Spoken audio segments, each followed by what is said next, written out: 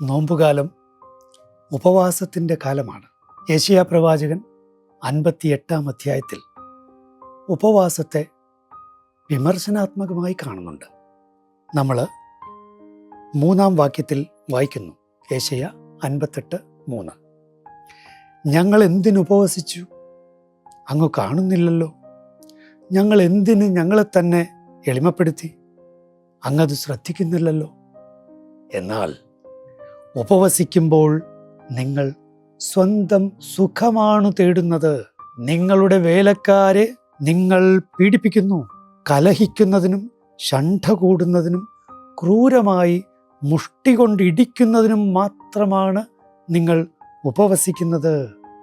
ഉപവാസ ദിനത്തിൽ കൂടുതൽ ദേഷ്യം ഉണ്ട്, കൂടുതൽ അസ്വസ്ഥത പ്രകടമാക്കുന്നവരുണ്ട്, ഉപവസിച്ചുകൊണ്ട് വലിയ അനീതി പ്രവർത്തിക്കുന്നവരുണ്ട്. ഇതിനെയെല്ലാം തിരുത്തുകയാണ് യെശയ്യാ പ്രവാചകനിലൂടെ ദൈവം.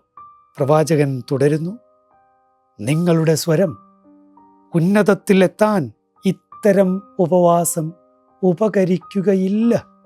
ഇത്തരം ഉപവാസമാണോ ഞാൻ ആഗ്രഹിക്കുന്നത്?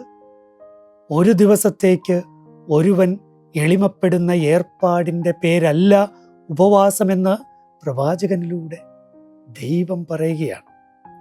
ഞങ്ങണ പോലെ തല കുനിക്കുന്നതും ചാക്കുവിരിച്ച് ചാരവും വിതറി കിടക്കുന്നതുമാണോ അത്? ഇതിനെയാണോ നിങ്ങൾ ഉപവാസമെന്നും കർത്താവിന് സ്വീകാര്യമായ ദിവസം എന്നും വിളിക്കുക?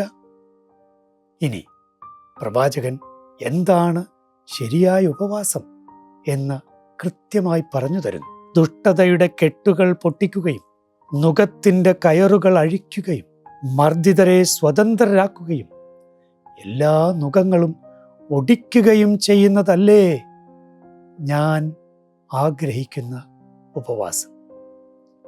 കർത്താവായ ഈശോയെ, ഞങ്ങളുടെ ഉപവാസങ്ങളെ ദൈവ തിരുഹൃദ പ്രകാരം ആക്കി മാറ്റണമേ.